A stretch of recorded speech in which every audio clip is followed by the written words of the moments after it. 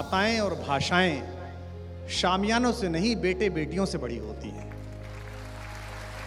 हिंदी और शुद्ध हिंदी बोलने वालों का आकर्षण, उनका गौरव, उनकी गरिमा और समाज में उनकी मान्यता बढ़ी है। इसमें अलग अलग क्षेत्रों में अलग अलग लोगों का योगदान है। अगर मैं राजनीतिक टिप्पणी में ना लिया जाऊं तो इसमें काफ़ी बड़ा योगदान हमारे प्रधानमंत्री का भी है, जो गुजराती भाषी होते हुए शानदार हिंदी बोलते हैं, अद्भुत हिंदी बोलते हैं। मैं लंदन उतरा था एक कार्यक्रम के लिए, तो एक बड़ी संस्था ने कराया था और उन्होंने चार्टर भेजा था।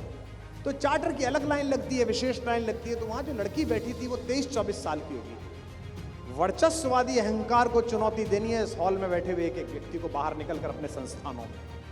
ये जो हिंदी के प्रति और भारत के प्रति हेयता है, इसकी चुनौती देनी है। उसने मुझे देखा और मेरी ऑक्यूपेशन में लिखा हुआ था पोइट। भाई 2011 में हमने विश्वविद्यालय से इस्तीफा दे दिया, कॉलेज से, और जो काम करने चले थे वो सही नहीं हुआ, तो यही बचे थे, तो पोइट लिख रखा था।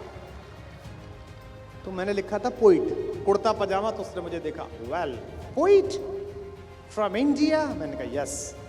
ओह, लैंडेड बाय चार्टर। मैंने कहा yes, rented, I am going to buy my own. ये जो अहंकार है कि कभी नहीं उतर सकता। फिर उसने पूछा, oh well mister poet, how long you are going to stay in my country. भाई वीजा दिया है, पैसे दिए हैं, काम को आए, तेरा कंट्री क्या हो गया। How long you are going to stay in my country. मैंने कहा less than your forefathers stayed in my country. एक बार जरा दोनों हाथ ऊपर उठाकर एक बार जोरदार करतल ध्वनि के साथ स्वागत कीजिए श्रद्धेय डॉक्टर कुमार विश्वास। सबसे पहले तो सर आपका स्वागत है। बहुत बहुत धन्यवाद। असरकारी हिंदी के सरकारी सेवकों को मेरा बहुत बहुत प्रणाम, आप सबको।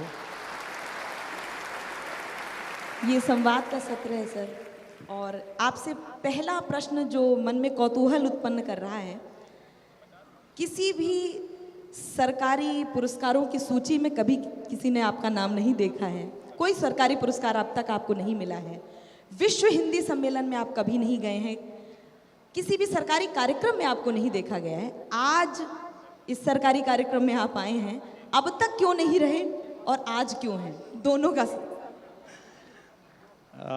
देखिए, थोड़ा सा मुश्किल प्रश्न है पहला ही, इसके लिए मैं थोड़ा तैयार नहीं था, लेकिन फिर भी पहली बात तो आज के आयोजकों को बहुत बहुत आभार, विशेष रूप से आदरणीय गृह मंत्री जी को और गृह मंत्रालय का बहुत आभार कि उन्होंने मुझे आप सबसे मिलने का अवसर प्रदान किया। मैं पिछले 36 वर्षों से कवि सम्मेलन के या साहित्य के मंच में हूँ, विद्यार्थी के नाते सीख रहा हूँ।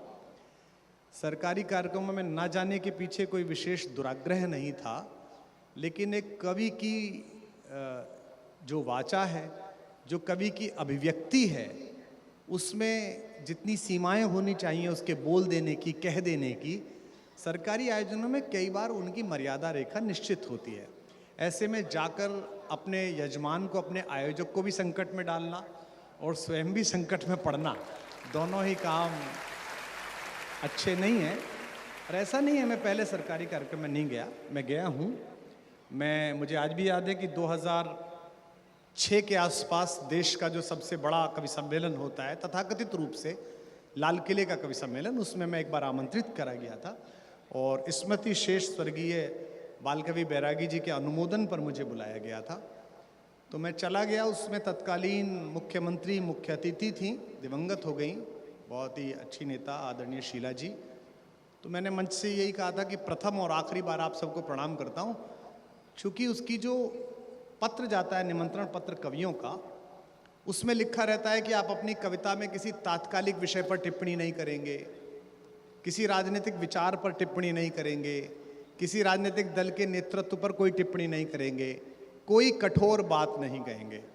तो मैंने शीला दीक्षित से निवेदन किया कि साहब आज पहली बार मैं आ गया बैरागी जी की वजह से, अगली बार या मुझे ना बुलाएं और कवियों को भी ना बुलाएं, आप प्रयास करें कि कवि सम्मेलन की जगह हरिप्रसाद चौरसिया जी का बांसुरी वादन कराएं, उसमें कोई कठोर स्वर नहीं होता, सब मीठा मीठा होता है उसके अंदर।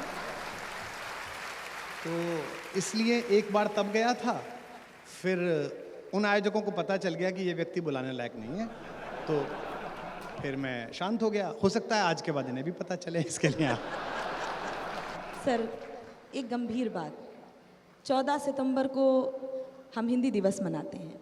इसे किस दृष्टि के रूप में देखना चाहिए? एक तो ये कि हिंदी को एक दिवस में समेट दिया, या कुछ विस्तृत दृष्टिकोण हो सकता है इसका? पहली बात तो कि भाषा का कोई दिन नहीं होता, और दूसरी बात ये कि इस भव्य भारत मंडपम में मैं तो पहली बार आया हूँ, चूँकि यहाँ कोई सार्वजनिक कार्यक्रम होते नहीं है। बहुत सुंदर मंच है, बड़ी अद्भुत व्यवस्था है।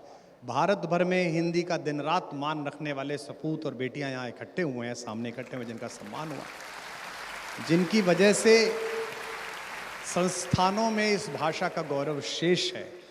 लेकिन बड़ी विनम्रता के साथ मैं ये भी कहना चाहता हूँ कि माताएं और भाषाएं शामियानों से नहीं, बेटे बेटियों से बड़ी होती हैं। अगर परतंत्र भारत में भी बांग्ला भाषा एक रविन्द्रनाथ टैगोर पैदा करती है, एक शरतचंद्र पैदा करती है, एक बंकिम पैदा करती है, तो समंदर पार विलायत तक, ब्रिटेन तक, स्पेन तक, स्वीडन तक ये महक जाती है कि एक कवि पैदा हुआ है जो मेटाफिजिकल पोइट्री लिख रहा है, और विश्व में उनके सम्मान को नोबेल पुरस्कार से निर्धारित किया जाता है। तो यदि हिंदी लोकप्रिय बेटे बेटी पैदा करना जारी रखे, हिंदी के कवियों की कविताएं नामीबिया में गाई जाएं, नाइजीरिया में गाई जाएं, तंजानिया में गाई जाएं, तब तो हिंदी का मान बढ़ता रहेगा। अन्यथा सरकारें संस्कृति और भाषा का प्रबंधन कर सकती हैं, नियंत्रण नहीं कर सकती। आप सब इस राजभाषा के प्रबंधक हैं, नियंत्रक नहीं हैं। समस्या ये हो गई है 70 के दशक के बाद से भारतीय राजनीति में कि जब भी कला का क्षेत्र आता है या संस्कृति का क्षेत्र आता है, प्रयास किया जाए कि इसका नियंत्रण किया जाए। और ये अभिव्यक्ति की चीजें हैं, इनका नियंत्रण नहीं हो सकता। ये जब जब नियंत्रण से बाहर होंगी तब तब ये स्फुट होंगी। ये इंद्रधनुष के रंग हैं, ये किसी कैनवस पर बनाई गई पेंटिंग नहीं है जिसमें आप अपने पितामह की पेंटिंग बनवा लें कि इनके लिए कविता लिख दीजिए। तो कवि तो युग का भास से लिखेगा, उसे आज स्वीकार करो या कल स्वीकार करो। इसलिए 14 तारीख को हम सब सरकार में काम करने वाले लोग जो राजभाषा के लिए काम करते हैं वो इकट्ठे हों 14-15 को, उनका सम्मान हो, उनका रेखांकन हो। हमारी सरकार के मुखिया लोग उनका वर्धापन करें, उन्हें आश्वस्ति दें, ये अच्छी बात है। लेकिन भाषा तो तभी विकास पाएगी जब वो 365 दिन हमारे आत्मगौरव का नाद करेगी, हमारी अभिव्यक्ति का नाद करेगी। सर, आप हिंदी कविता का एक वैश्विक चेहरा हैं। पूरे विश्व में आपकी कविताएं गूंजती हैं, पूरे विश्व में आप जाते हैं हिंदी कविता की पताका लेकर। विश्व के मन में हिंदी के प्रति क्या व्यवहार है, आपको कैसा अनुभव हुआ है? संस्कृति और भाषाओं का स्वीकार दो ही बातों से होता है, या तो उनमें ऐसा अद्भुत रच दिया जाए कि विश्व को वो पढ़ना पड़े, या जो भाषा के लोग हैं वो विश्व पर कितना वर्चस्व स्थापित करें। जैसे अंग्रेजी एक भाषा है, हम एक भाषा के सम्मेलन में हैं, इसलिए किसी भाषा की निंदा करना समीचीन नहीं है। कोई भी भाषा निंदनीय है, हर भाषा बहुत अच्छी है, अंग्रेजी भी अच्छी भाषा है। लेकिन अगर तुलनात्मक दृष्टि पर भाषा शास्त्री के नाते कोई भी हमारा मित्र देखेगा तो वो ये पाएगा कि अंग्रेजी काफ़ी कमतर भाषा है, काफ़ी हल्की भाषा है। जो समृद्धता हिंदी के पास है, इसलिए नहीं कि मैं हिंदी भाषी हूँ या हिंदी के कारण पल रहा हूँ। लोग मुझसे कहते हैं अंग्रेजी अच्छी है, निश्चित रूप से है, पर हिंदी जैसी नहीं है। वहीदा रहमान बहुत सुंदर हो सकती है, पर मेरी माँ से सुंदर नहीं हो सकती। मेरी माँ दुनिया की सबसे सुंदर स्त्री है।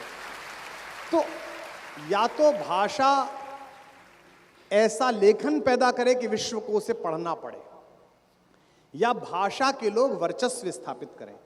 अब चूंकि पिछले कुछ दिनों से भारत विश्व शक्ति के रूप में मान्यता पा रहा है, हमने भी सफ़र किया है, तो हमने भी इस पासपोर्ट की अहमियत बदलते हुए देखी है। अभी मैं जब रात को लौटा हूँ कुआलालंपुर से, सिंगापुर से, तो जो हमारे प्रति 10-15 वर्ष पहले भाव था वो अब नहीं है। अब हम भारतीय हैं ये जानकर लोग रुचि लेते हैं, जानना चाहते हैं कि हम क्या कर रहे हैं, हमारे देश में क्या हो रहा है, प्रगति कैसे हो रही है। ये सब हमारे नेतृत्व के कारण भी हुआ है और हम सबकी सामूहिक जागृति और युवा शक्ति के कारण हुआ है। तो इसी कारण अब हिंदी में लोगों की रुचि बढ़ने लगी है, अब हमारी भाषा के प्रति भी रुचि बढ़ने लगी है। और मैं मानता हूं कि अगर हिंदी जैसे संस्कृत है, संस्कृत बोलने वाले राजाओं ने विश्व पर अधिकार नहीं किया, लेकिन फिर भी संस्कृत विश्व भर में पढ़ी जाती है, क्योंकि संस्कृत में ज्ञान का वह अमूल्य भंडार है जिसे खोदे बिना विश्व तृप्त हो ही नहीं सकता। ये तय बात है। तो हिंदी में भी हमको चाहे वैज्ञानिक क्षेत्र में हो, चाहे अर्थ के क्षेत्र में हो, चाहे रक्षा के क्षेत्र में हो और चाहे साहित्य के क्षेत्र में हो। कुछ ऐसा कालजयी रचना पड़ेगा, लगातार रचना पड़ेगा हमें, जिससे लोग उसे मान्यता दें, उसके बारे में चर्चा करें। और ये एक सुखद प्रभाव है कि अब विश्व भर में हमारे भारत के उदय के साथ साथ हमारी राजभाषा का उदय भी रेखांकित होने लगा है। आदरणीय, आज युवा वर्ग जो विज्ञान का विद्यार्थी है, तकनीक का विद्यार्थी है, वो हिंदी के प्रति थोड़ा संकोच भाव से रहता है। इसे आप कैसे देखते हैं और इसके क्या उपाय हो सकते हैं? जैसे जैसे विज्ञान बढ़ेगा, जैसे जैसे निरस्ता बढ़ेगी, वैसे वैसे भाषा की उपादेयता बढ़ेगी, भाषा की जरूरत बढ़ेगी। एआई का जो प्रभाव भारत में या विश्व में आने वाला है, उसमें सबसे ज्यादा महत्व कविता का होने वाला है, सबसे ज्यादा महत्व संवेदना का होने वाला है। क्योंकि मशीन कुछ भी कर लेगी, धड़कते हुए दिल की संवेदना इजाद नहीं कर पाएगी, वो तो हम ही इजाद कर पाएंगे, वो तो हम ही कह पाएंगे। तो मैं ऐसा मानता हूं कि जब भी कोई नई तकनीक आए, जैसे आज से 15-20 वर्ष पहले जब नई तकनीक आ रही थी, तो हमारे हिंदी कवि सम्मेलन में इस बात का बहुत डर था कि अब हमें कोई क्यों बुलाएगा, अब तो घर बैठे कविता सुन लेगा। यूट्यूब आया था 2006 में, 2004 में भारत ने इंटरनेट में प्रवेश किया। पर मुझे उसी समय यह पता लग गया था कि जैसे जैसे तकनीक यंत्र बनेगा, हम ज़्यादा शक्तिशाली सिद्ध होंगे। और एक बात और आप सबसे मैं साझा करूं, अपने वरिष्ठ और साथी लोगों से, तकनीक को हथियार बनाइए, उसका भोजन मत बनिए। मैं हरिद्वार में बोला तो एक IITian लड़का आया था, उसने नीचे से पर्चा भेजा कि मैं IIT रुड़की में पढ़ता हूं, हरिद्वार घूमने आया था, आपको बोलते हुए देखा तो रुक गया हूं। आप ये भगवान राम के बारे में बता रहे हैं, मुझे क्यों सुनना चाहिए, मैं तो AI का विद्यार्थी हूं। तो मैंने उसको कहा, तुझे सबसे ज्यादा राम समझना चाहिए, क्योंकि पूरी राम कथा में 2 पात्र हैं, एक को कहा जाता है मायापति और एक को कहा जाता है मायावी। रावण को कहा जाता है मायावी और राम को कहा जाता है मायापति। तुझे इस माया का तू अगर अधीन हो गया तो तेरे अंदर रावण पैदा होगा, और इस माया पर अधिकार कर लिया तो तेरे अंदर रामत्व पैदा होगा, भारत पैदा होगा। तो जितनी ज्यादा तकनीक बढ़ेगी, जितना ज्यादा AI बढ़ेगा, उतना भाषा की संवेदना का प्रयोग बढ़ेगा। तो जो हिंदी लिखने पढ़ने वाले कवि हैं, लेखक हैं, साहित्यकार हैं, और जो मुझसे कम आयु के हैं, मैं उन्हें थोड़ा वरिष्ठ होने के कारण, आयु में वरिष्ठ होने के कारण, ज्ञान में नहीं, ये कहना चाहता हूं कि आपके लिए सर्वश्रेष्ठ समय प्रतीक्षा कर रहा है, जब मनुष्य की संवेदना को मशीन से बचाते हुए मनुष्य बने रहने के लिए आपकी भाषा के कौशल की आवश्यकता पड़ेगी। आदरणीय, मन में एक प्रश्न ये उठता है कि जो हिंदी भाषी भारतीय हैं, वो जब विदेश की धरती पर जैसे ही पैर रखते हैं, उनके अंदर एक हीन भावना आने लगती है कि वो हिंदी कैसे बोलें, वो अंग्रेजी का प्रयोग करने लगते हैं। तो वैश्विक पटल पर हिंदी के प्रति जो हीन भावना है या दारिद्र्य बोध है, इसे आप किस दृष्टि से देखते हैं और ये कैसे दूर होगी? ये एक सामान्य प्रक्रिया है कि मालिक लोग जो होते हैं, जो बड़े तथाकथित बड़े होते हैं, उनका आचरण नीचे किया जाता है। हमारे यहाँ इसे सामान्य प्रक्रिया में यथा राजा तथा प्रजा कहा जाता है। और ये अच्छी सूचना है कि भारत में पिछले 10 वर्षों में, 12 वर्षों में हिंदी और शुद्ध हिंदी बोलने वालों का आकर्षण, उनका गौरव, उनकी गरिमा और समाज में उनकी मान्यता बढ़ी है। इसमें अलग अलग क्षेत्रों में अलग अलग लोगों का योगदान है। अगर मैं राजनीतिक टिप्पणी में ना लिया जाऊं तो इसमें काफ़ी बड़ा योगदान हमारे प्रधानमंत्री का भी है, जो गुजराती भाषी होते हुए शानदार हिंदी बोलते हैं, अद्भुत हिंदी बोलते हैं, और उसमें अपनी बात वो संप्रेषण कर पाते हैं। इसमें टीवी में जाइए तो आप, हमारे बड़े छोटे भाई, बड़े लोकप्रिय हास्य कलाकार हैं कपिल शर्मा, उन्होंने बार बार अपने शो में कहा कि मुझे अंग्रेजी नहीं आती। इनमें हम जैसे लोगों ने भी थोड़ा थोड़ा मेहनत करके कहा है कि अंग्रेजी से ये मिल सकता है, लेकिन हिंदी से ये मिल सकता है। तो मुझे लगता है कि भाषा का गौरव बोध या देश का गौरव बोध, ये तो आपकी निजी लड़ाई है। अगर आपको लगता है ये बड़े हैं, तो आप इस भाषा के गौरव बोध से देश में भी नहीं लड़ पाएंगे। आप विदेश में कह रही हैं, मैं देश में देखता हूं, जैसे आप दिल्ली से बंबई की फ्लाइट में बैठिए और आप आगे बैठे हैं 1F पर बिजनेस क्लास में। अब एक सज्जन घुसे जो आपकी बिल्कुल बगल में 1E पर बैठेंगे, वो आपको देख के मुस्कुराएंगे। उनकी वस्त्र वेशभूषा, उनका बिजनेस क्लास में जाना, उनका हवाई जहाज में जाना, ये एक ऐसा सुपरियरिटी कॉम्प्लेक्स है जो उनकी इन्फीरियरिटी से निकला है। और वो आपको कहेंगे well Kumar ji wonderful, flying to Bombay. अब वो जानते हैं कि मैं हिंदी का कवि हूं, वो भी हिंदी जानते हैं। फ्लाइंग टू बॉम्बे, मैंने कहा नहीं जी, रास्ते में कोटपुतली कूदूंगा छाता लेकर मैं आज। तो फिर वो मुझे देखते हैं, यू मस्ट बी जोकिंग। मैंने कहा भाई साहब शुरू तो आपने करी थी, अब ये जहाज बंबई जा रहा है तो मैं भी बंबई जाऊंगा, इसमें क्या है, आप भी बंबई जाओगे। ये हमारी कमतरी का बोध है, और बहुत सारे लोग इसे आपको अनुभव कराने के लिए कटिबद्ध हैं, और विदेश में ज्यादा है। मैं आपको बता दूं, उनके अंदर का ये वर्चस्ववादी अहंकार जो उन्होंने पैदा किया है, ये जा नहीं रहा है, और इसका जवाब है वो सब लोग जो उन्हें सार्वजनिक मंचों पर लताड़ते हैं। जैसे कल परसों एक शेफ ने उनको बोल दिया, बीबीसी वालों को, भारत के एक बड़े शेफ से उन्होंने पूछा कि भारत में जो हंगर है उससे आप सीखे होंगे खाना। उसने कहा नहीं नहीं, मैं अमृतसर का हूं, हमारे यहाँ कोई हंगर नहीं है, इतने लंगर चलते हैं कि हंगर है ही नहीं, खत्म हो गई, सब लंगर ने मार दी। उसने कहा हंगर मैंने सीखा तुम्हारे न्यूयॉर्क से, जहां सड़क पर फूड फूड चिल्लाते हुए लोग घूम रहे थे। आपको ये जवाब विश्व मंचों पर देना पड़ेगा। वो दिन हिंदी के लिए बड़ा दिन था जब हिंदी के एक प्रधानमंत्री ने यूनाइटेड नेशंस जाकर कहा कि मैं हिंदी में बोलूंगा। मैं इस समय पर उस अटल बिहारी वाजपेयी जी को प्रणाम करना चाहता हूं, जिस भारत के नेता ने कहा। छोटी छोटी बातों से कविता जी आपको इन्हें कन्फ्रंट करना पड़ेगा, आपको इनका सामना करना पड़ेगा। हमने अभी नया घर बनाया नोएडा में, तो उसमें स्विच लगे, वो जो आजकल स्विच लगते हैं जो टेलीफोन से चल जाते हैं और दीवार पर लगते हैं, जर्मन की एक कंपनी बना के भेजती है। उन्होंने कहा आप जो लिखवाना चाहें हम लिख देंगे। हमने लिखवाया प्रकट, स्वागत, यवनिका। उसने कहा ये तो नहीं लिखेंगे हम। हमने कहा हम तुमसे लेंगे ही नहीं। अब उसने देखा कि इतना बड़ा ऑर्डर कैंसिल हो रहा है, लाखों रुपए का। फिर बातचीत चली, फिर बोले आप लिख के भेज दीजिए, हम उतार देंगे। मैंने कहा हाँ, अब आप हमारे घर पधारिए कभी, आप जब भी आइए आप देखिएगा उसमें स्वागतम इति एंड की जगह। मैं लंदन उतरा था एक कार्यक्रम के लिए, तो एक बड़ी संस्था ने कराया था और उन्होंने चार्टर भेजा था। तो चार्टर की अलग लाइन लगती है, विशेष लाइन लगती है। तो वहां जो लड़की बैठी थी वो 23-24 साल की होगी। वर्चस्ववादी अहंकार को चुनौती देनी है इस हॉल में बैठे हुए एक एक व्यक्ति को, बाहर निकलकर अपने संस्थानों में। ये जो हिंदी के प्रति और भारत के प्रति हेयता है, इसकी चुनौती देनी है।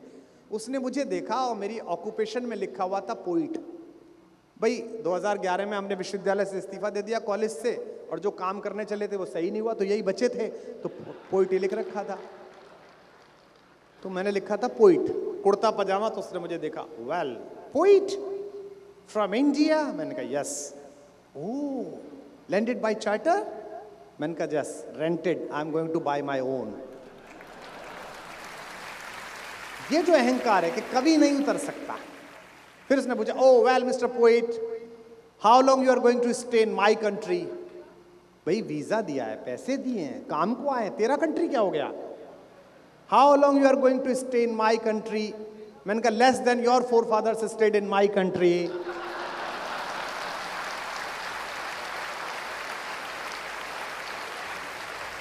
तब कर ली, oh my god you are a poet. यह जो वर्चस्ववाद है अंग्रेजी का, आप देखिए 5 लोग, हम जहाँ नोएडा में रहते हैं, गुड़गांव में रहते हैं, किसी घर की महफिल में आप जाइए, एक गेट टुगेदर रखिए जी, 25 लोग आए हुए हैं, सब 200 300 करोड़ के टर्नओवर के, कुछ अधिकारी, कुछ नेता, आके सबके हाथ में एक विस्की का गिलास। Well Kumar ji, I just watching your YouTube, it was marvellous. मैंने कहा जी क्या देख रहे थे आप, समझ में नहीं आई भाई साहब। वो मैं आपका देख रहा था रामचंद्र जी वाला। अच्छा अच्छा, हाँ ये बोलो ना, आप उन्हें अवसर देते हो जवाब देकर। अमेरिका में अक्सर लोग कहते हैं जिनके परिवार में जाओ, मेरा बच्चा हिंदी नहीं बोल पा रहा है सर, क्या करें। अरे इससे हिंदी में बात सुनना शुरू कर दे। अंग्रेजी में दूध मांग सुनो मत, अंग्रेजी में रोटी मांगे सुनो मत, जैसी हिंदी में कहे मम्मी दूध सुन ले, दे दे तुरंत। इसकी भी समझ आ रही है। तुम खुद ही बेबी, नो बेबी यस, तुम खुद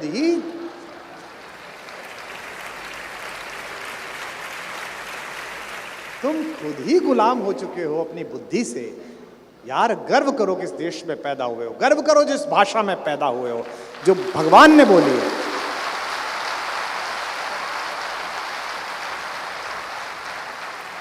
ये जो उर्दू में कहते हैं ना एहसास से कमतरी, हिंदी में तो इसका कोई शब्द ही नहीं बना, क्योंकि हिंदी में होती नहीं थी।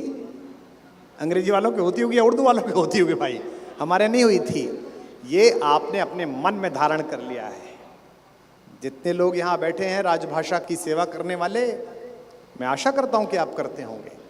मैं प्रतिपल इस बात पर गर्व करता हूँ कि मुझे एक ऐसी भाषा में जन्म लेने का अवसर मिला जिसमें बिहारी, सूर, तुलसी, घनानंद, सेनापति जैसे महान कवि पैदा हुए, जिसमें भूषण का शंखनाद हुआ, जिसमें माँ मीरा और महादेवी वर्मा जैसी बेटियों ने जन्म लिया, जिसमें गोपालदास नीरज ने रात रात भर झूमकर गाया।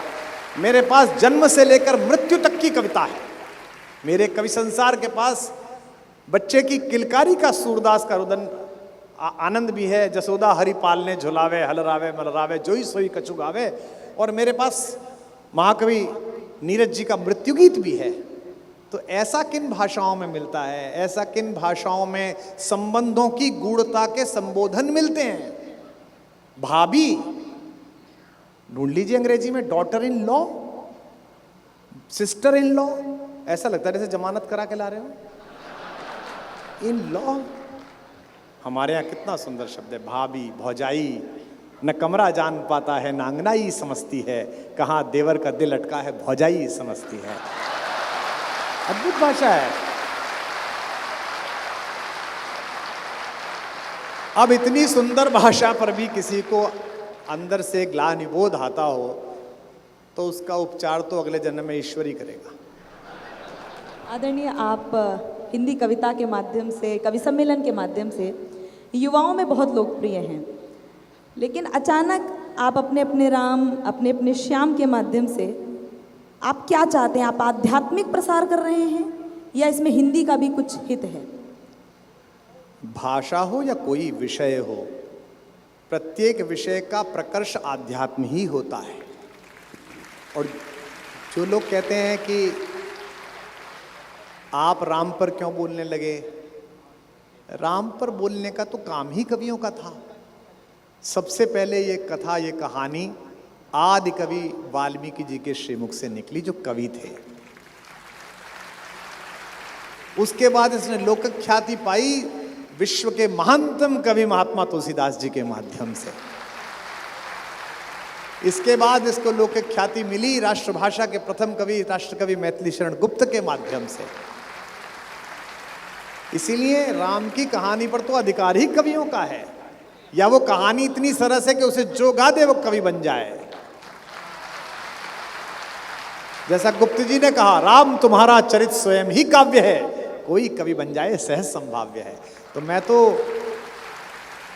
इस कहानी की, इस कथा के जो वैज्ञानिक पक्ष हैं और जो युवाओं के लिए उपादेय हैं, उनकी कुछ विवेचना जो यथासंभव मुझे पता है वो मैं कर रहा हूँ। उसमें 80% युवा आ रहे हैं। जैसे 10,000 लोग हैं तो 8,000 युवा आते हैं, 2,000 पुराने लोग भी आते हैं। तो इसका कोई नियति निर्धारित है, मेरे द्वारा निर्धारित नहीं है। ये आगे किस द्वार पर जाएगी लकीर, इसका भी पता नहीं है। पर इस समय कृष्ण जी पर बोलने पर, राम जी पर बोलने में आनंद आ रहा है। लोग बुला रहे हैं तो मैं बोल रहा हूँ, यही चल रहा है। जो हिंदी के प्रति जो थोड़ी बहुत संकीर्णता बची है, उसे आप कैसे दूर करना चाहते हैं कवि सम्मेलन के माध्यम से वाचिक परंपरा के रूप में? एक तो जब आप ये कहती हैं वाचिक परंपरा, तो सबसे पहले तो हिंदी कविता में 2 भाग कर देते हैं कि भाई ये वाचिक वाले हैं और ये प्रकाशन वाले हैं। कविता तो एक ही है, और कविता तो वो है जो लोग स्वीकार करे, कविता तो वो है जो लोग कंठ में आए। कोई हमसे पूछता है कि दुनिया के सबसे बड़ा कवि कौन, तो मैं कहता हूँ दुनिया के सबसे बड़े कवि गोस्वामी जी, जो 24 घंटे गाए जाते हैं। यहाँ भी गाए जाते हैं, रात हो जाए तो वहाँ गाए जाते हैं। ऐसा कोई कवि नहीं है जिसे 24 घंटे गाया जाए। वाचिक परंपरा या कवि सम्मेलन के माध्यम से एक तो जो युगीन कविता है वो गाई जाए, जो लड़कों की जबान है, जो युवाओं की भाषा है, उसमें गाया जाए। और दूसरा, हिंदी का आर्थिक पक्ष सुदृढ़ हो, हिंदी अर्थ प्रधान हो। जैसे ये सब हमारे सरकारी अधिकारी बैठे हैं, अब इनके यहाँ एक बड़ी समस्या है। आप लोग कहते हैं ना सरकारी कार्यक्रम क्यों नहीं करते। इनके यहाँ किसी गायक को बुलाने का मानदेय तय करने में कोई समस्या नहीं है। ये किसी गायक को बुलाएंगे एनटीपीसी में, एनएचपीसीएल में और किसी भी विभाग में, पीडब्ल्यूडी में, इन्हें उनके 50-60 लाख देने में कोई दिक्कत नहीं आएगी। पर जैसे ही इन्हें पता चलेगा कि कुमार विश्वास बुलाना है, तो ये सर्कुलर निकाल के लाएंगे कि हमारे यहाँ तो लिखा है अंतर्राष्ट्रीय कवि को 50,000 से ज़्यादा नहीं दे सकते। और वो भी इनका 5 साल पुराना सर्कुलर है, 5 ईयर्स हो गए इसको सर्कुलर को। अब ये उस सर्कुलर को लिए लिए अपने शहर में होने वाले अग्रवाल समाज के कवि सम्मेलन में जाते हैं राजभाषा अधिकारी होके। वहीं एनटीपीसी है, वहीं एनएचपीसी है, और प्रोग्राम हो रहा अलीगढ़ में, तो वहां से आए फिर कहते हैं सर मैं वहां एनटीपीसी में राजभाषा अधिकारी हूं। भैया आप अपने यहाँ क्यों नहीं कराते? हिंदी नॉन एसेट है सर, हिंदी का कोई ऐसा नहीं है सर। आप ये मत देखिए हिंदी आपको क्या देती है, आप ये मत देखिए कि बैंक में व्यापार कितना होता है, आप ये देखिए कि इसी भाषा के माध्यम से आपके बैंक में व्यापार होता है, तो हिंदी उतनी बड़ी एसेट है जितनी कोई और चीज हो सकती है। आप इसी भाषा में अपने यहाँ के वर्कर से बात करते हैं, एनटीपीसी में, एनएचपीसी में, पावर ग्रिड में, इसी भाषा में बात करते हैं, तो आपको भाषा का आर्थिक स्तर भी बढ़ाना पड़ेगा। हिंदी जब तक जीविका का शानदार साधन नहीं बनेगी तब तक उसमें प्रतिभाशाली लोगों का आगमन नहीं होगा। ये जो हिंदी का, हम जूते पहनते हैं भाई, अब ये पहन लिया हमने, पता नहीं कौन सा रेड सोल कौन सा है, इस पे गोला लगा के लगाएंगे वो पेज पे अपने पे हिंदी वाले, इसकी कीमत देखेंगे पहले गूगल से कि 80,000 का कि 1 लाख का, फिर कहेंगे देखो ये हिंदी का आदमी इतना बड़ा जूता पहने हुए, प्रेमचंद जी का जूता फटा हुआ था। तो शर्म आनी चाहिए तुम्हें कि प्रेमचंद जी का जूता क्यों फटा हुआ था, मुझे क्यों शर्म आए?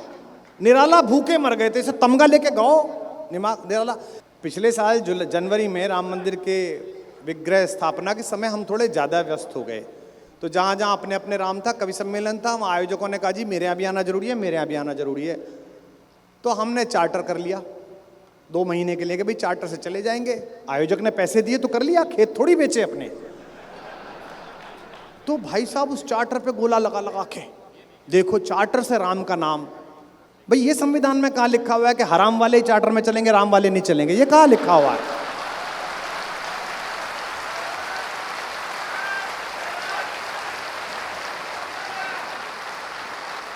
बट ये एहसास कमतरी और ये जो बोध है, इसके खिलाफ हिंदी के एक एक बेटे बेटी को लड़ना पड़ेगा कि आप फैक्ट्री चला सकते हैं, आप बिजली उत्पादन कर सकते हैं, लेकिन इस बिजली उत्पादन करने के लिए आपको जिस भाषा में अपने वर्कर से बात करनी है, श्रमिक से बात करनी है, वो भाषा मेरी माँ की भाषा है, इसलिए आपको मुझे धन्यवाद देना पड़ेगा।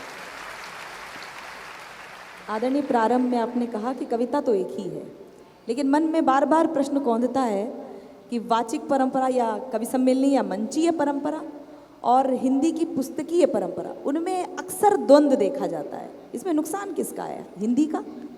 इसमें नुकसान हिंदी का है, इसमें मुझ जैसे पाठक का है, कवि का है। यहाँ पर बहुत सारे लोग मैं जानता हूँ निजी रूप से जो उस मुख्य धारा की कविता के लोग हैं, रचनाकार हैं, पत्रिकाओं में छपते हैं। अब ये अचानक हुआ 70 के दशक के बाद। 70 के दशक के शुरुआत में कवि सम्मेलनों में वे सब कवि बैठे थे जो पाठ्यक्रमों में पढ़ाए जाते थे। रामधारी सिंह दिनकर भी थे, सोहनलाल द्विवेदी भी थी, महियसी महादेवी वर्मा हमारी माँ वो भी बैठी हुई थी। तमाम लोग जो उधर पढ़ाए जाते थे वो इधर भी बैठे हुए थे। 70 के दशक में जब आपातकाल का समय आया और देश में बेचैनी पैदा हुई तो कुछ कवियों ने तात्कालिक कविता लिखनी शुरू कर दी जो उसी समय ताली पैदा करती थी। सरकार के खिलाफ 2 बातें बोल दी, 2 बातें व्यवस्था के खिलाफ बोल दी, तुरंत ताली बज गई। तो जो शाश्वत कविता लिखने वाले थे, भाई निराला क्या पढ़ते थे? निराला पढ़ते थे सरोज स्मृति, निराला पढ़ते थे राम की शक्ति पूजा। बलिया के कवि सम्मेलन में राम की शक्ति पूजा पढ़ी, ददरी मेले में निराला जी ने, और उन्हें सुनने के लिए रामचंद्र शुक्ल गए, नीचे बैठे। कितना बड़ा मंच होता होगा जहां रवि हुआ अस्त ज्योति के पत्र पर लिखा, अमर रह गया राम रावण का अपराजेय समर, आज का तीक्ष्ण विदिक्ष प्रकर वेग प्रकर शतशैल संवरण शील नील गर्जित स्वर। क्या बढ़िया भाषा होती होगी। और आखिर हम पहुंचे कहाँ? लैंड का हमने किया। एक दिन मेरी घरवाड़ी ने मुझसे कही, होकर परेशान हैरान हमसे हमारे पड़ोसी बोले श्रीमान। तो ये सब एक प्रवृत्ति आई 70 के दशक के आखिर में, जिन्होंने तात्कालिक बात कहनी शुरू करी। जैसे ही वो शोरगुल मचा, हमारे अच्छे कवि चुपचाप नेपथ्य से नीचे उतर गए और उन्होंने धीमे धीमे कहना शुरू किया कि मंच पर विदूषकों का, चीखने चिल्लाने वालों का, अकवियों का कब्जा हो गया है। मेरा इस बात का विरोध है। कल गली के 2-4 लफंगे लड़के आपके आंगन में रोज ताश खेलने लगे और शराब पीने लगे तो आप घर छोड़ के चले जाएंगे क्या? मंच आपका था, कविता आपकी थी, बड़े आप थे और बड़े आप भी हैं। आइए इस मंच पर, बढ़िया, उनसे बढ़िया प्रभावित कविता पढ़िए, ज़्यादा तालियां लीजिए और उन्हें अड़काइए कि आगे से ठीक भाषा पढ़ेंगे। तो ये दोनों के बीच द्वंद्व प्रारंभ हो गया। अब एक मुख्य धारा की कविता पैदा हो, उसमें भी दो भाग हो गए। कुछ तो सही में कवि ही थे, कुछ लोग निराला जी के एक कथन का उल्टा अर्थ ले गए। निराला जी ने कहा था मुक्त छंद की कविता लिखो, छंद यति विधान से बाहर हो, छंद के अनुशासन से बाहर हो, लेकिन छंद हो। जैसे मैं निराला जी की एक कविता मुक्त छंद की पढ़ता हूं, आप देखना इसमें कहीं भी छंद की कमी हो। एक पंक्ति छोटी है, एक बड़ी है, एक छोटी है। वह तोड़ती पत्थर, देखा उसे इलाहाबाद के पथ पर, कोई न छायादार पेड़ जिसके तरुतले श्याम तन भर बंधा यौवन नत नयन प्रिय कर्म रतमन, गुरु हथौड़ा बार बार करती प्रहार, सामने तरुमालिका अट्टालिका प्राकार, फिर देख कर कोई नहीं देखा मुझे उस दृष्टि से जो मार का रोई। इसमें कहां छंद की कमी है? पर कुछ प्रतिभाहीन लोगों ने क्या करा, उस मुक्त छंद को छंद मुक्त कर लिया। अब वो कविता लिखते हैं, सुबह सुबह आसमान ने चिड़िया पहनकर सूरज से कहा कि गिलहरी उदास है, कविता समाप्त। अब इसे पढ़िए आप। अच्छा, इस पर इसे वही समझते हैं, वही पढ़ते हैं, वही व्याख्या कर लेते हैं, वही इस पे अकादमी पुरस्कार ले लेते हैं, वही वरिष्ठ साहित्यकार होते हैं, वही राजभाषा सम्मान हो जाता है उनका, तो बहुत महान आदमी है ये। अच्छा, वही पाठ्यक्रम में लग जाती है आके फिर, क्योंकि वो सब एक चलता रहता था, सेटिंग का सिलसिला वो चलता रहा। इस बीच में हिंदी के कवियों का क्या हुआ, वो अग्रवाल समाज में गए, रोटरी क्लब में गए, उन्होंने अपनी कविता पढ़ी, जोर जोर से चिल्ला चिल्ला के, जो आदमी यहाँ उपस्थित नहीं है उसके खिलाफ कविता पढ़ दो, अभी ताली बज जाएगी। पाकिस्तान के खिलाफ पढ़ दो, पाकिस्तान तो यहाँ आना नहीं, क्या क्या दिक्कत है, मार देंगे, जला देंगे, राख कर देंगे, चिंता मत कर, मोदी जी हैं, अभी तक मार देगा तुझे, खत्म, ये ताली बजाई देंगे, बहुत बढ़िया, बहुत अच्छा, ये आदमी बहुत अच्छा है। क्या मतलब, इससे क्या हुआ, इसके खिलाफ पड़ जाओगे, अफगानिस्तान के खिलाफ कविता, अरे भाई उससे क्या मतलब मेरा है, वो गधे पे खच्चर पे चल रहा है, मैं दुनिया की तीसरी बड़ी अर्थव्यवस्था बन रहा हूं, मैं उसे क्यों गाली बकूंगा भाई, और क्यों ताली बजवाऊंगा उस पर मैं, ये क्या मतलब है इस बात का? क्योंकि कविता ने आपके अंदर मनुष्यत्व कितना पैदा किया, मनुष्यता कितनी पैदा की। युग की सुप्त शिराओं में कविता शोणित भरती है, वह समाज मर जाता है जिसकी कविता डरती है। कवि सम्मेलन के कवि ने सोचा कि भाई मैंने तो अपना जो भी ये प्रहसन पढ़ा, मुझे तो नीचे उतरते समय 51,000 रुपये मिल गए, मुझे तो 71,000 रुपये मिल गए। अब ये मुख्य धारा वाला मुझे माने ना माने, ये अपने घर बैठे है कौन ये, तो वो अपने घर बैठ गए, ये अपने घर बैठ गए। उसका नुकसान ये हो गया कि विश्वविद्यालयों में, महाविद्यालयों में, पाठ्यक्रमों में जनसंपर्क शून्य कविता का विकास हुआ।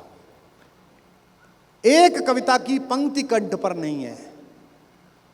मैं एक कार्यक्रम में गया था, उसमें हिंदी की ओर से एक महाकवि आए थे मुख्य धारा के, उन्होंने यूं करके फाइल उठाई और बोले कि मैं आपको एक कविता सुना रहा हूं। मैं अभी दक्षिण में गया था, वहां के विद्यार्थियों को ये याद हो गई और चश्मा लगा के अपनी कविता पढ़ने लगे। तो फिर मेरा नंबर आया, मैंने कहा जी मैं एक कविता सुना रहा हूँ, वो मेरे अलावा किसी को याद नहीं है और मैं कविता देखूंगा नहीं, खुद ही सुनाऊंगा आपको अपने आप। तो इन दोनों कविता धाराओं में जो संघर्ष है ये हिंदी के लिए दुखद है। उर्दू में अभी भी ये है कि जो विश्वविद्यालयों में पढ़ाए जा रहे हैं वही मंचों पर हैं, अंग्रेजी में तो खैर यहाँ है ही नहीं, बांग्ला में भी यही है। मैं आशा करता हूँ कि आने वाले कल में हिंदी का मंच का कवि थोड़ा अतिरिक्त सजग होगा, अपने सामाजिक सरोकारों को लेकर, अपने भाषा बोध को लेकर, अपने व्याकरण को लेकर, अपनी चेतना को लेकर, और मुख्य धारा का कवि स्वीकार्यता को लेकर सजग होगा कि वो छंद में वापस कैसे लौटे, लय में कैसे लौटे, और जनता की जो भावना है उसका अनुवाद करने योग्य कविता कैसे लिखे। मैं आशा ही कर सकता हूँ ये बात। भारतीय सांस्कृतिक विरासत में हिंदी के योगदान को आप किस प्रकार से देखते हैं? देखिए, 1000 वर्ष का यात्रा क्रम है इस भाषा का, बहुत सारी बोलियों ने इसे गढ़ा है, पूरे भारत में जितनी बोलियां हैं उन सब ने गढ़ा है, और ये राजभाषा जो राष्ट्रभाषा का सफ़र तय कर सकती है, इसमें स्वतंत्रता के बाद की कुछ राजनेताओं की उक्तियां बीच में आ गई, अन्यथा ये काम हो भी जाता। एक गुजरात से निकले हुए नायक ने जब ये मान लिया कि ये भाषा राष्ट्रभाषा हो सकती है महात्मा गांधी जी ने, पूज्य बापू ने, तो इसके बाद तो कोई बात बनती नहीं है। लेकिन भारत के स्वतंत्रता आंदोलन में और भारत की स्वीकार्यता में इस भाषा का बहुत बड़ा योगदान है। मैं अभी मलय देश में था, मलेशिया में, कुआलालंपुर में और सिंगापुर में। वहाँ भी अनेकानेक ऐसे लोग थे जो हिंदी की फिल्में देखते हैं तो पूरी समझते हैं। और इस देश में भी देश भर से लोग आए हुए हैं, दक्षिण में भी, बंगाल में भी, हर जगह जो लोग हैं वो हिंदी को समझते हैं। तो भारतीयता का जो रंग है, उसका जो कैनवस है, वो हिंदी भाषा है। उस पर चटक रंग अन्य भाषाओं के भी हैं, बोलियों के भी हैं। आप ये मान के चलिए कि हमारी माँ का बड़ा घर है और उसकी बहुत सारी बहनें हैं। हमारे मन में सबका सम्मान है, लेकिन अगर भारत की व्याख्या कोई एक भाषा कर सकती है तो वो केवल हिंदी कर सकती है, अगर भारत नामक विचार की व्याख्या करनी है। किसी भी भाषा के विकास में, विशेष रूप से हिंदी के विकास में, वैश्विक विकास में, उसकी सहजता ज़्यादा आवश्यक है या उसकी शुद्धता? देखिए, मुझे क्षमा करेंगे, मैं भाषाई शुद्धता के अतिरिक्त आग्रह का पक्षधर नहीं हूँ, और वो इसलिए क्योंकि मैं कवि हूँ। अगर मैं भी समीक्षक होता, आलोचक होता तो मैं भी ऐसा कहता। मैं ये मानता हूँ कि कबीर की तरह की भाषा बहता नीर है, हर समय अपनी भाषा का निर्माण करता है, हर बोली अपनी भाषा का निर्माण करती है। जैसे हमारे ब्रज में एक शब्द है लड़कियों के लिए, छोरी। आप कुछ ब्रज के लोग होंगे तो जानते होंगे।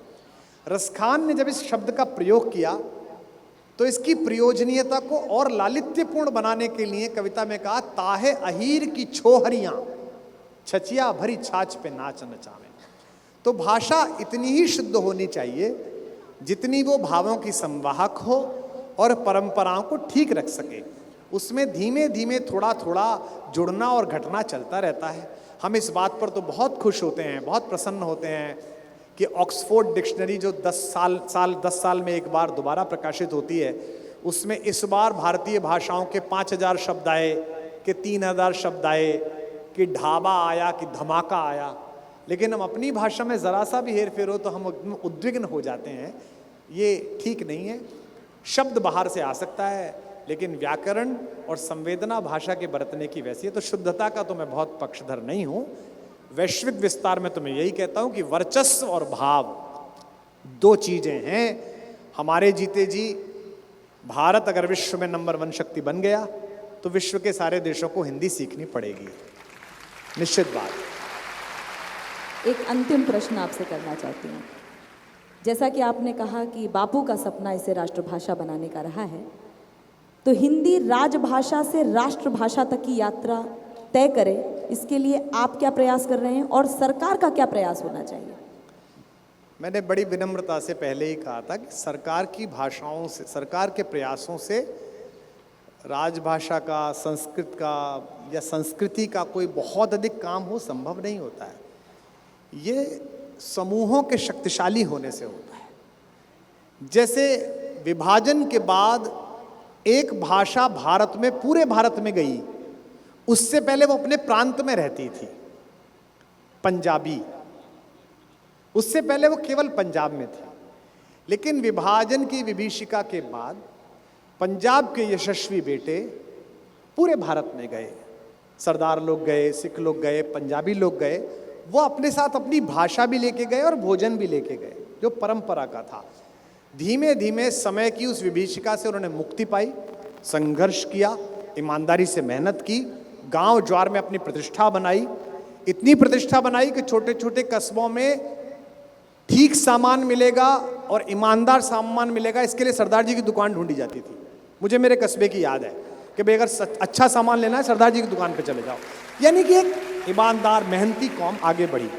जब उन्होंने भारत के सारे विभागों में वर्चस्व पा लिया, फिल्मों में नंबर 1 हो गए, संगीत में नंबर 1 हो गए, व्यापार में उन्होंने बढ़िया काम कर लिया, उन्होंने शुरू कर दिया। आज मुझे हिंदुस्तान की एक शादी बता दो जिसमें भांगड़ा ना हो रहा हो, जिसमें पंजाबी गाना ना गाया जा रहा हो। मुझे भारत का कोई एक छोटा कस्बा बता दो, घर बता दो जिसमें छोले भटूरे ना खाए जा रहे हैं। हमारे सबके घरों में पिछले 50 साल पहले बड़ी बहन को जीजी कहा जाता था। आज हर घर में दीदी कहा जा रहा है, क्योंकि पंजाबी में जी नहीं है, दी है, जय माता दी, इसलिए वहां से आया। तो आप शक्तिशाली बन जाइए, भाषा अच्छी बन जाएगी। भारत के बेटों का पता चला अमेरिका में सबसे बड़ा गैस स्टेशन का काम है, हिंदुस्तानियों का सबसे बड़ा काम है, वो च्याऊ माऊ करता हुआ चीनी भी नमस्ते बोलेगा, नमस्ते आके बोलेगा। उसमें क्या है? जिसका ताकत है, जिसके पास शक्ति है, जिसके पास बल है, उसकी भाषा मानी जाती है, या जिसके पास भाव है। तो मेरे पास तो शक्ति नहीं है, मेरे पास भाव है, इसलिए तंजानिया में भी थोड़ा थोड़ा गाया जाता हूँ, फिलीपींस में भी गाया जाता हूँ, श्रीलंका में भी गाया जाता हूँ। और कोई मुझसे पूछता है कि और कितनी मेहनत करनी है, क्या सपना है, इतने साल हो गए करते हुए, इतना सब ले लिया, तो मैं कहता हूँ यही सपना है कि ब्राजील के समुद्र तट पर सूर्य स्नान करती हुई युवतियां, जिस दिन कोई दीवाना कहता है गाएंगे, उस दिन कहूंगा हाँ काम हो गया, आपने कविता लिख ली।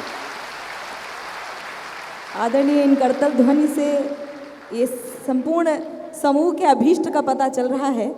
इन सब की ओर से आपसे निवेदन कर रही हूँ कि एक जो वैश्विक पंक्ति बन चुकी है, जिसकी मैंने साक्षात उसका अनुभव किया है कि अभी जो हम क्रूज़ पर यात्रा किया है, जो उसके बाद लोग आपको कोई दीवाना कहता है कि नाम से, हो सकता है नाम ना जानते हो, लेकिन वो चीन के लोग जो आपको जय श्री राम कह रहे थे और कह रहे थे कि कोई दीवाना कहता है, कोई पागल समझता है।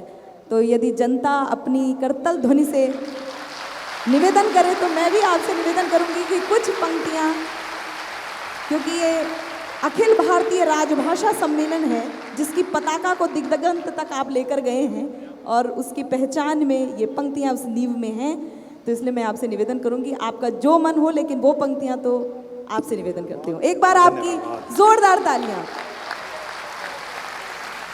मैं अपने गीत गजलों से उसे पैगाम करता हूँ, उसी की दी हुई दौलत उसी के नाम करता हूँ। हवा का काम है चलना, दिए का काम है जलना, वो अपना काम करती है, मैं अपना काम।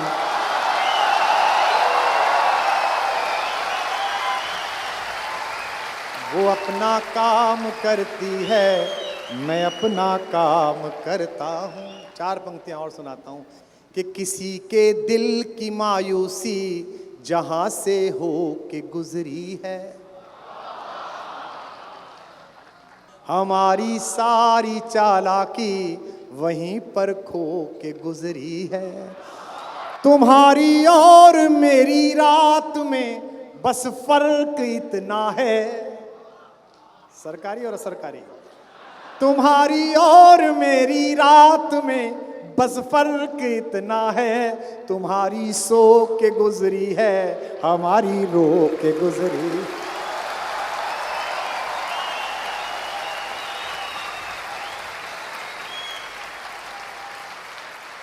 कि कोई दीवाना कहता कोई, मगर धरती की बेट, मैं तुझसे दूर कैसा हूं, तू मुझसे, ये तेरा